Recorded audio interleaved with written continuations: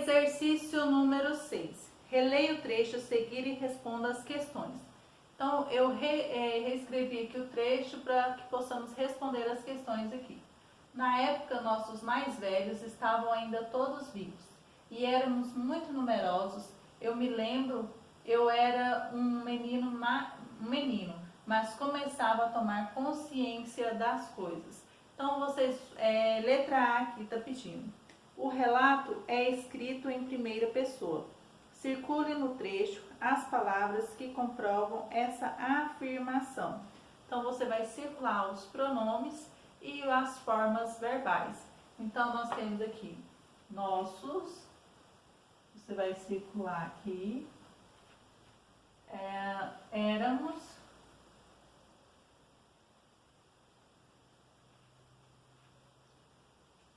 eu,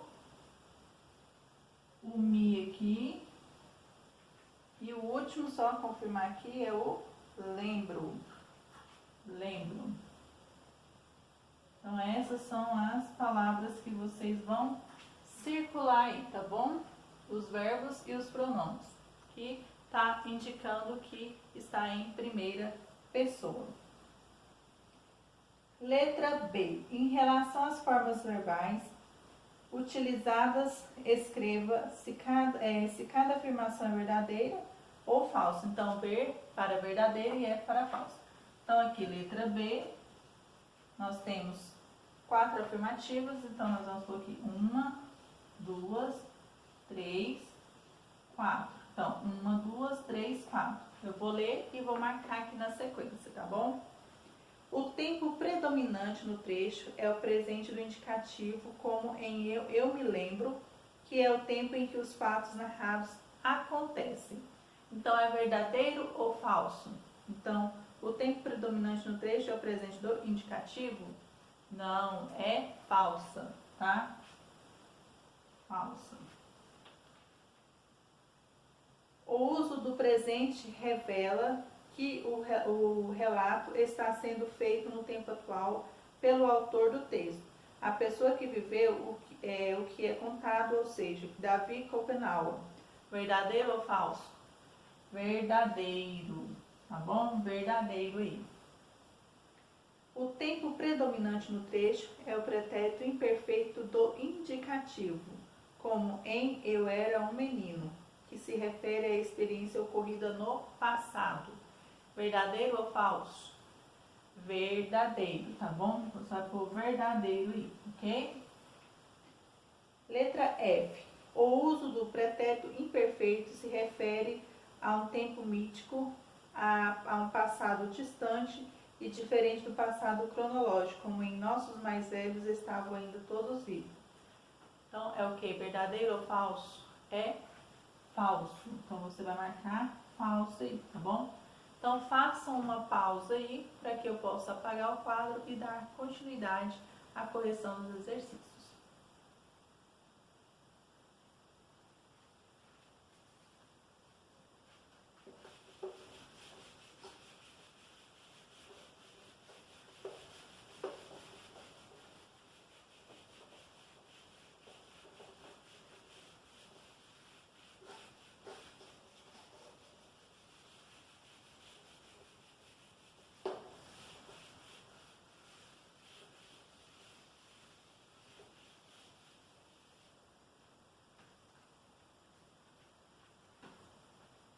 Exercício número 7. Em Descobrindo os Brancos, qual é o objetivo principal do relato? Tá? Então, o objetivo principal é relatar um fato real, uma experiência que foi vivida real, tá bom? Então, experiência pessoal. Então, o exercício número 7 é relatar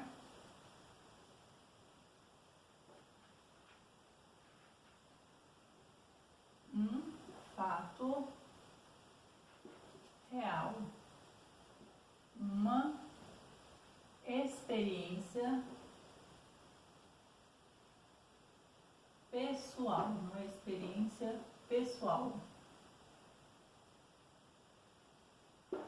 ok? Pessoal. Exercício número 8. Assinale a afirmação correta sobre o uso de marcadores temporais no relato pessoal. Então, nós temos 4 alternativas. Eu vou ler todas as 4 para falar para vocês qual delas é a correta. Letra A. É necessário que o narrador descreva detalhadamente o tempo em que ocorreu, o que está contando e o espaço em a história que se passa, pois essas informações são mais importantes que a experiência do narrador. B.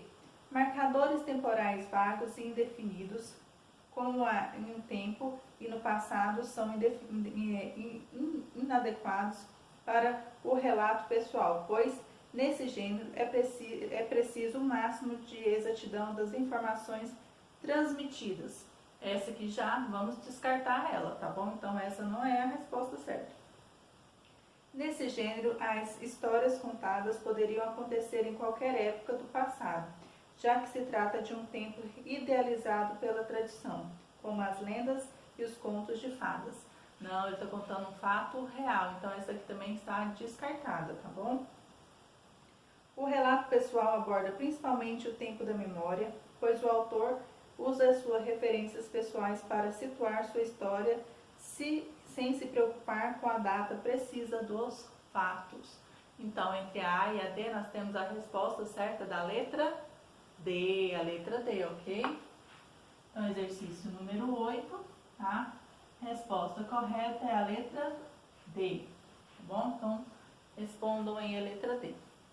Continuando aqui o exercício número 10. Então, tem um texto aí para vocês lerem. Eu vou ler aqui rapidinho esse texto com vocês. Por que contar a sua história em vídeo? Então, nós temos, exercício número 9. Por que contar a sua história em vídeo? 100 anos atrás, alguns pesquisadores começaram a produzir filmes dedicados a descrever as culturas ao redor do planeta, os costumes em diferentes nações do mundo, a vida de povos indígenas e africanos, por exemplo, suas festas e rituais. Com isso, todos os elementos culturais, antes imaginados com base nos relatos dos antropólogos, passaram a ser literalmente visualizados pelas pessoas. Contudo, por muito tempo, os relatos sobre determinados povos foram feitos apenas por perspectiva de estrangeiros, e não da dos indivíduos pertencentes à cultura em questão.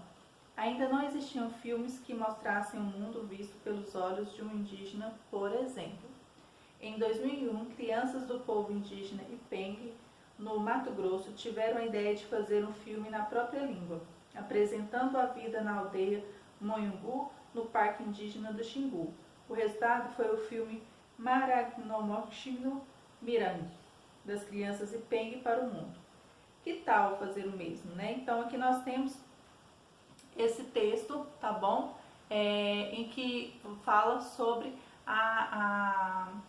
o relato, né, das crianças que produziram o seu próprio filme a partir da sua visão, né? Então, elas fizeram este vídeo porque a maioria, né, dos vídeos eram feitos, né, por pessoas que não são indígenas, os não indígenas, né, conhecidos como os brancos pelos indígenas.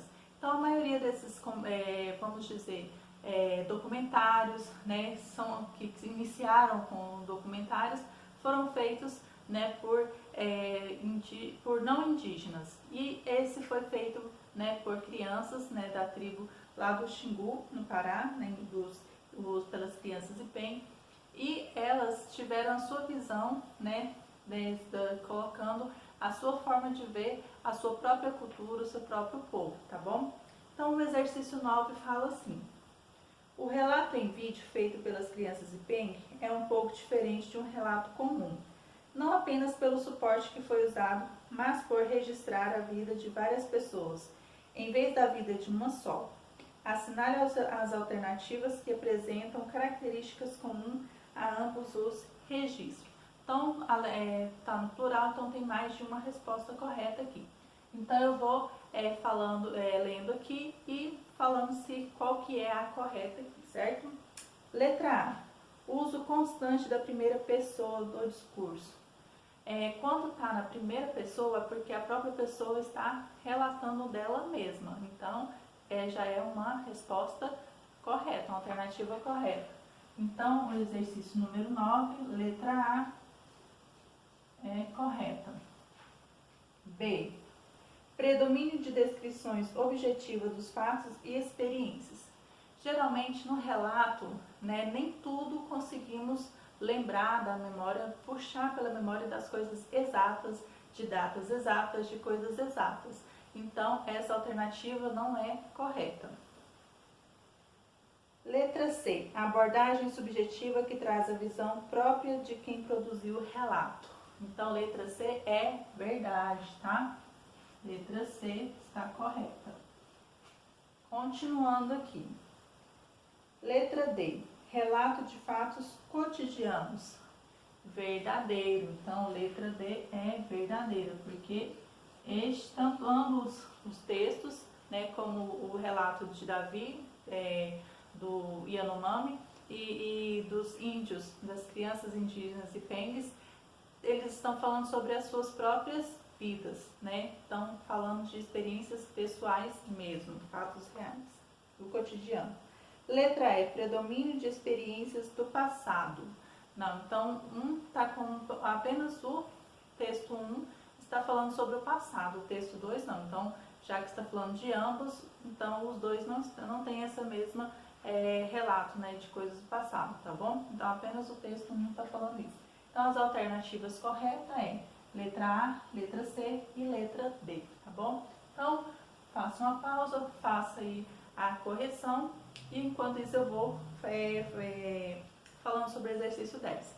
Então, como eu já falei no final do vídeo anterior, vocês produzam aí o texto, relatando de algo, sobre a vida de vocês, alguma experiência pessoal, tá? Pode até contar um relato de uma viagem, tá bom? Algo que você fez, que você gostou e que você está com vontade de contar, tá bom?